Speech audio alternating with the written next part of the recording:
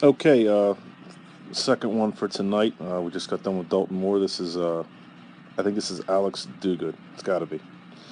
Um, Alex is a growing kid, uh, pretty big fella. I think he's over 6'1". Let's just talk a little bit about his stance right here. He looks very comfortable here. Let's let this run a little bit. Yeah.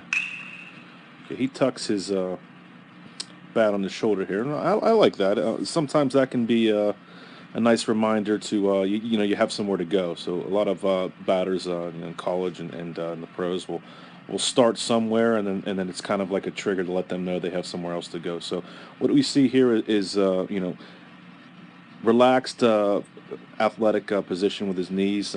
He's a little hunched over. I don't like that, but other than that, all good things so far. His hands are inside his frame relative, so that's all good stuff so far. One of the things that we saw in the earlier video where the batter's hands were outside his frame, and you don't want to be there to start. So, let's see what happens here moving forward with Alex's swing. So he'll start to drive his feet back. Okay, so that's pretty good. So he's got a little reminder there where he's going to move his hands away, walk away from his hands, and then his foot's going to come up and come down. It's almost just a straight stride. It's not really a leg lift as much as it is a stride. Okay. Now, what I would really like here, I mean, one of the things that I think he is stepping more than reaching. Okay, and there's one quick thing that is wrong with the barrel that we're going to talk about in a minute, but I want to talk about the reach first. People that don't have a leg lift trigger where they slam their foot down, that's okay. Again, not everybody has to be the same, but you want to think reach, and I think Alex is thinking step here. Okay, so it would do him well to think reach, and one of the things that might help him is if he would create an even better lever than he does. He starts here. I'm going to talk about lever. Of course, I'm talking about this arm here, okay? Now, if you follow some of the videos on Twitter, we harp on this all the time. Half of the formula for bat speed involves angular velocity. The other half is what kind of radius you're working with. The way to help that radius is to increase the length of this arm into something like that. Okay, some people call that an arm bar. Some old-time batting coaches don't like it, but they're wrong. The way to create bat speed is to increase angular velocity and increase the radius, which is why the driver is the longest club in the golf bag. The longer the radius, the further the ball will go. So the way we do that with our bat in baseball is to create the long lever. And Alex does a okay job here. You can see him take his hands back, creating a little bit of a lever. See that? He could do better, though. I mean, he starts here, flex position, he gets to about there. It can be a little bit better, okay? That's not what bothers me the most here. So when he gets to touchdown here, his bat, okay, is, again, straight up and down. I don't know if he's the same place as the other guy we worked on today, but, I mean, that is something that, needs to be addressed and fixed. Where he should be with his barrel load is about here, okay? I could probably add a video here side by side, but really, you should head onto Twitter and look at those public videos that I posted. There's 9 of them, and all of them, the barrel load is above the head, and again, it's because of the angular velocity principle that we need to generate bat speed. So, Alex, if you need to work on the barrel load here, that's one of the things that definitely is not good with your stride. But all the other stuff I really like. I mean, I like how the hands are relaxed there, and you're inside your frame and you have that nice step. Just think of it as a reach and not so much as a step, and then work on lengthening that lever there. Okay, now let's let this roll and see where else he goes here. And this looks like a relatively, he's going to roll here. That looks like a down the middle pitch, okay, because the arms aren't quite as flexed as maybe they should be, and he's a little up and down, and he's not on 2 planes here. He does have good back knee drive. That's one of the things that I'm looking at here that I do like. So he has good back knee drive. I'd like to see him get up off his toe a little bit more. It should be more perpendicular to the ground there. Right there, that ankle there. Pretty good flexion on the backhand, but he can see his top hands here because his batting glove's a different color. He kind of rolls with that top hand right here. Okay, so let's clear that up and run that back again. So when he gets to impact here, he's going to roll right away. And one of the things right there, see, look at that top hand go. Let me draw a big circle here so you can focus in on what I mean. Look at that top hand roll right there. One of the things I've been harping on with the boys, and we do this a lot with the varsity guys, and Alex with the JV, he's going to have to focus on hitting the med ball. You want to impact the baseball, like I will put a tee here, okay? And I'll put Wave Master or something heavy here. So they have to impact the baseball here and carry that momentum through. And what I mean by carry that momentum, I guess I should say they carry the flexion and they carry the palm up, palm down position to there. Okay, so one of the things that will benefit Alex here is to continue to work on the med ball drill.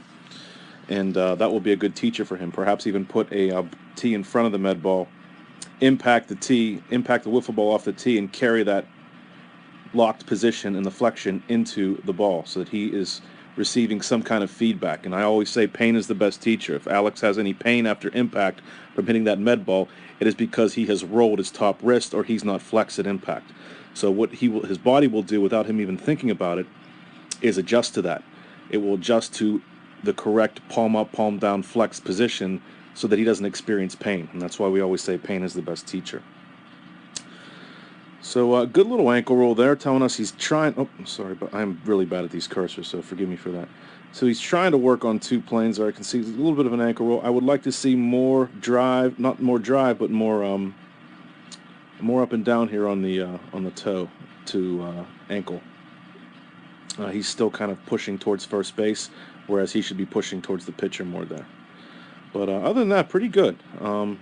Nothing too out of the ordinary. I like the deceleration with the one arm, but again, if we can't hold our flexion there, then that's not going to help us. One of the more advanced things that unfortunately I'm not going to be able to get to with Alex this year is if you just look at how far his hands are away from his body. Okay, there's where his hands are. There's where his body is. Okay, I don't know what that is. That's probably 1.5 feet, maybe even 2 feet. I mean, Alex is a big, tall kid, so that could be 2.5 feet. I mean, I just don't know how long his arms are, but it's definitely more than a foot and a half. We want to impact the ball, ideally, deep in the zone for lots of reasons that, I won't get into here, but one of them is to give us a longer look at the ball. The other one is to allow us to adjust to any late movement.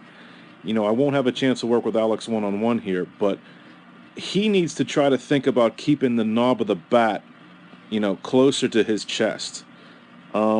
If you look at the Mike Trout stills that I have on Twitter or the videos that I have on Twitter, most middle-in pitches, the knob of the bat is not too far from the player's chest at impact. I mean, he's got a little too much extension here at impact, and we always use the boxing analogy. When we impact a punching bag as a boxer, we don't impact the bag fully extended.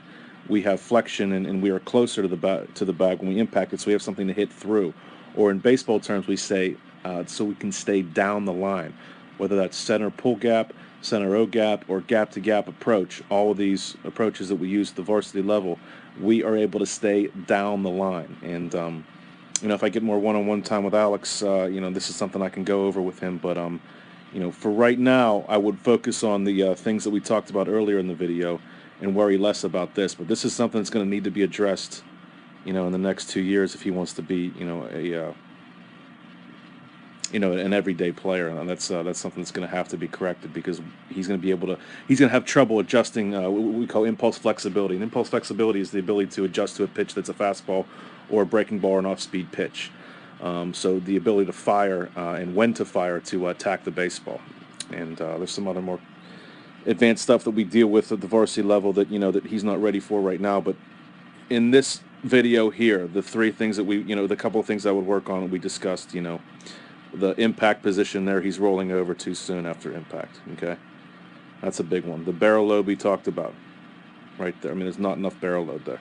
Okay, and then we need to work more on the back foot coming up a little bit more, so it's more perpendicular, and that will allow us to be on our big toe and drive the knee even better. But honestly, it looks pretty good, with that back foot. It's a small complaint. So, of all the things we have to complain about, that's not terribly high on the list. Here he is again, nice and comfortable, hands inside the frame. And let's see if he steps or he reaches. He's a good. Okay, that ball's going to be away. Look at how his lead arm is extended already because this ball's low and away. Okay, He's making an attempt to hit on two planes here, and it makes me proud, you know, because that's something that he didn't do before. So he's making an attempt to hit on two planes here, and I like that. By two planes, I mean everybody crosses, you know, this plane here. Sorry, let me clear this up.